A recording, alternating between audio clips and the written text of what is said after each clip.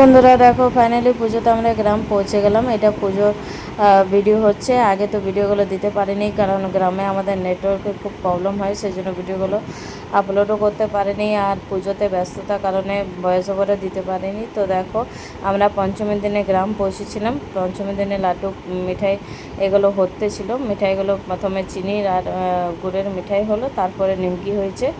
তো যেহেতু আমরা খুব ঠকেছিলাম, ওই জন্য পুরো ভিডিওটা বানাতে পারিনি, কারণ বছরে একবার গ্রাম গেলে যা হয় ঘরের অবস্থা, তো ঘর পরিষ্কার করা, সব জিনিস পরিষ্কার করা, এগুলো তো টাইমটা চলে যায়, সময়টা। সেই জন্য আমি আর দিদিভাই মিলে দুজনে মিলে পরিষ্কার পরিচ্ছন্ন করে খাবার দাবার বানিয়ে আমরা খেয়ে দিয়ে শুয়ে গেছিলাম। মিঠাইটা ওই মিস্ত্রি দাদাভাই আর আমার দাদাভাই দুজনে মিলেই ছিল জেগে, ওরাই বানাতে ছিল। আর তারপরে দেখো এটা ষষ্ঠীর দিনে ভিডিও হচ্ছে। আমরা সন্ধ্যা দিতে গেছিলাম, আর গরমটা কিন্তু প্রচুর ছিল, প্রচুর গরম ছিল। সন্ধ্যা দিতে এত গরম লাগছিল যে পুরো ঘেমে অস্থির হয়ে গেছিলাম। আমার তো খুব গরম লাগছিল, খুবই গরমটাও ছিল খুব।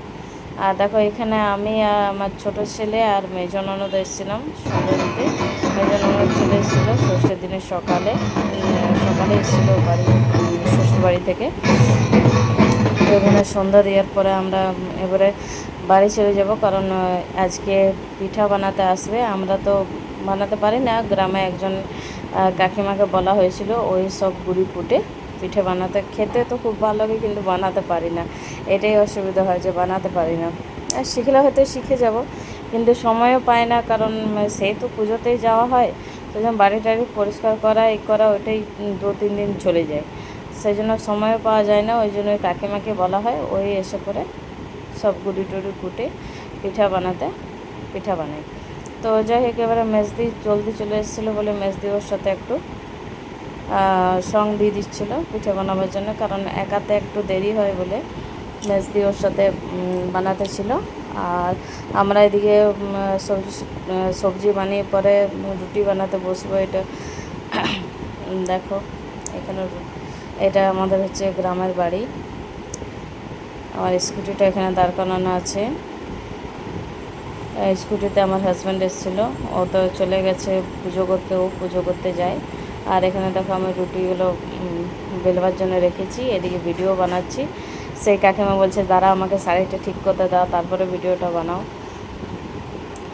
তারপর দেখো আমার ছেলে, ওর খিদে পেয়ে গেছে, সেই জন্য রান্নাঘরের দিকে আমাকে টেনে নিয়ে যাচ্ছে যে আমাকে কিছু খেতে দাও, খাবো। এটা হচ্ছে আমাদের রান্নাঘর। তো যাই হোক, তোমাদের পুজো কেমন কাটলো অবশ্যই জানিও।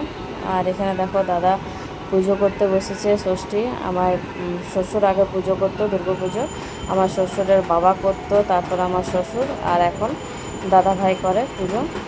দুর্গা পুজোটা আমাদেরই হয়, সেই জন্য আমাদেরকে প্রতি বছর গ্রাম যেতেই হয় পুজোতে।